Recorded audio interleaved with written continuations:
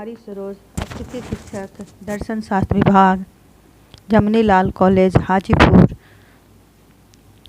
तो आज हमारा दूसरा क्लास है जिसमें हम सिलेबस के अनुसार चरवाक दर्शन का तत्वमीमांसा पढ़ेंगे। सबसे पहले हम चरवाक दर्शन क्या है थोड़ा सा इंट्रोडक्शन कर लें, उसके बाद आगे बढ़ेंगे।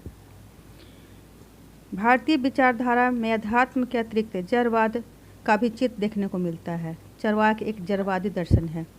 जड़वाद उस दार्शनिक सिद्धांत का नाम है जिसके अनुसार भूत ही चरम सत्ता है तथा जिससे चैतन्य अथवा मन का आविर्भाव होता है।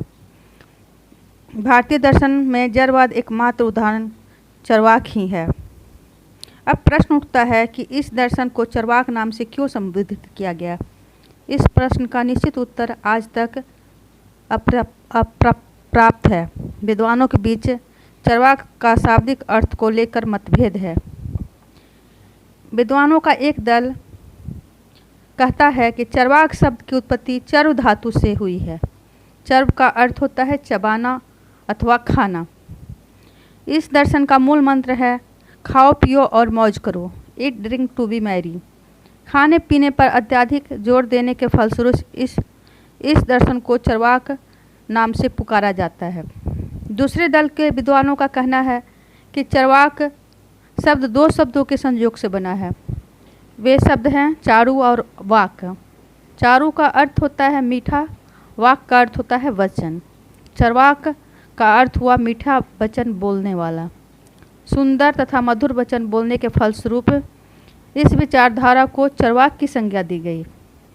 तीसरे विद्वानों का मत है कि चरवाक एक व्यक्ति विशेष का नाम था जो जड़वाद के समर्थक थे। उन्होंने जड़वादी विचार को जनता के बीच रखा। समय के विकास के साथ साथ अनेक अनुयायी हो गए जिन्होंने जड़वादी विचारों को बल दिया। चरवाक को मानने वाले शिष्य के दल का नाम चरवाक पड़ा। कुछ विद्वानों का मत है कि चरवाक दर्शन के प्रणेता बृहस्पति हैं। वे देवताओं के गुरु माने जाते थे।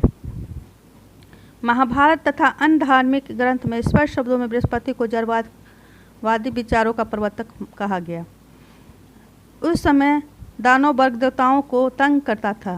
बृहस्पति ने देवताओं को बचाने के निमित्त दानवों के बीच जड़वादी विचारों को फैलाया ताकि जड़वादी विचारों का पालन करने से उनका आप से आप नाश हो जाए। अब चरवाक दर्शन के ज्ञान का आधार क्या है। डॉक्टर राधाकृष्णन ने बृहस्पति सूत्रों को चरवाक दर्शन का प्रमाण कहा है, परंतु उन सूत्रों का आज तक पता नहीं चला। वे तो चरवाक के विरोधियों द्वारा संभवतः विध्वस्त कर दिए गए। चरवाक दर्शन को लोकायत मत भी कहा जाता है। यह दर्शन समान जनता के विचारों का प्रतिनिधित्व करता है। मनुष्य साधारणतः जड़वादी होता है। साधारण जनता का मत होने के कारण अथवा साधारण जनता में फैला हुआ रहने के कारण इस दर्शन को लोकायत कहा जाता है। डॉक्टर राधाकृष्णन का मत है कि चरवाक को लोकायत इसलिए कहा जाता है कि वह इस लोक में विश्वास करता है। इस लोक के अतिरिक्त दूसरे लोक का जिसे लोक परलोक कहते हैं चरवाक निषेध करता है। चरवाक नास्तिक, अनिश्वरवादी, प्रत्यक्षवादी और सुखवादी दर्शन है। चरवाक वेद का खंडन करता है। वेद विरोधी दर्शन होने के कारण चरवाक को नास्तिक कहा जाता है।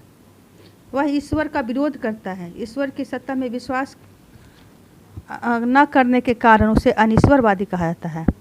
प्रत्यक्ष के क्षेत्र के बाहर किसी वस्तु को यथार्थ नहीं मानने के फलस्वरूप चरवाक को प्रत्यक्षवादी कहा जाता है।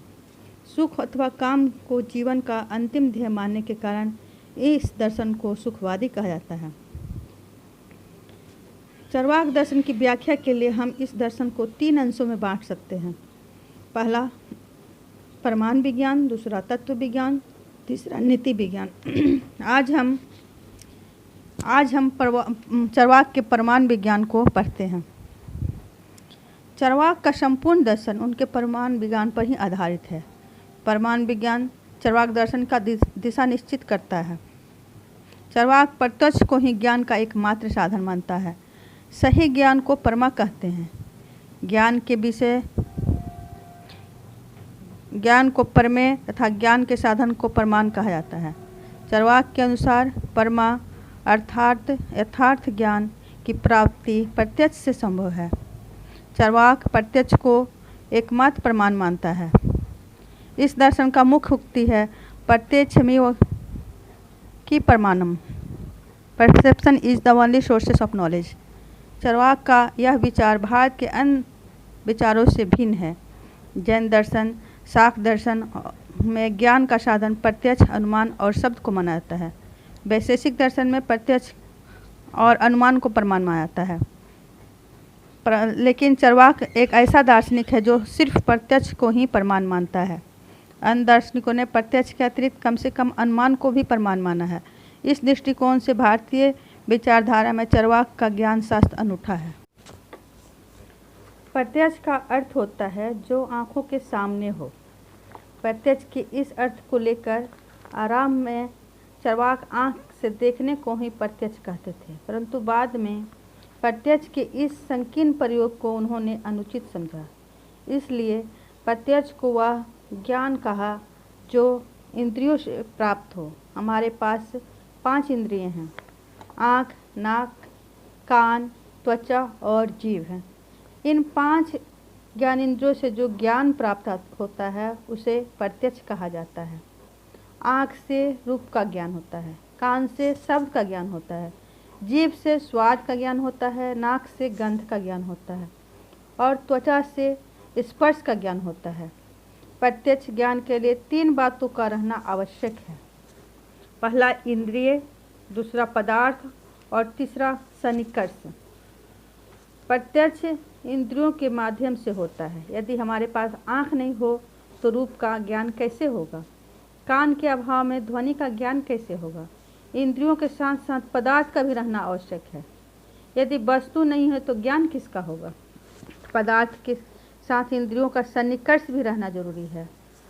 इंद्रियों और पदार्थों का संयोग को सन्निकर्ष कहते हैं। स्वाद का ज्ञान तभी हो संभव है जब जीभ का वस्तु के साथ संपर्क हो। त्वचा का संपर्क जब वस्तुओं के साथ होता है तब उनके कड़ा या मुलायम होने का ज्ञान होता है। इंद्रियां और पदार्थ दोनों विद्यमान हो परंतु दोनों में सन्निकर्ष न हो या कोई मेल न हो तो प्रत्यक्ष ज्ञान असंभव है। इसलिए इंद्रियों और पदार्थों के सन्निकर्ष को प्रत्यक्ष कहा जाता है। प्रत्यक्ष ज्ञान निर्विवाद तथा संदेह रहित है। जो आँख के सामने है उसमें संशय कैसा? जो ज्ञान प्रत्यक्ष से प्राप्त होते हैं उसके लिए दूसरे किसी प्रमाण की आवश्यकता नहीं है। इसलिए कहा गया है प्रत्यक्ष की प्रमाणम। प्रत्यक्ष को एकमात्र प्रमाण मानने के फलस्वरूप चरवाक दर्शन में अन्य प्रमाणों का खंडन हुआ है। यह खंडन प्रत्यक्ष की महत्ता को बढ़ाने में सहायक है। चरवाक के प्रमाण विज्ञान का यह ध्वंसात्मक पहलू अत्यंत ही लोकप्रिय है। अब हम देखेंगे कि चरवाक किस प्रकार अनुमान और शब्द जैसे मुख्य प्रमाणों का खंडन करता है। इसके आगे बच्चों हम अगले क्लास में देखेंगे कि चरवाक कैसे अनुमान और शब्द को अप्रमाणिक मानता है। इस अध्याय में जो भी प्रॉब्लम या कोई क्वेश्चन हो तो आप कमेंट बॉक्स में हमसे पूछ सकते हैं। Thank you.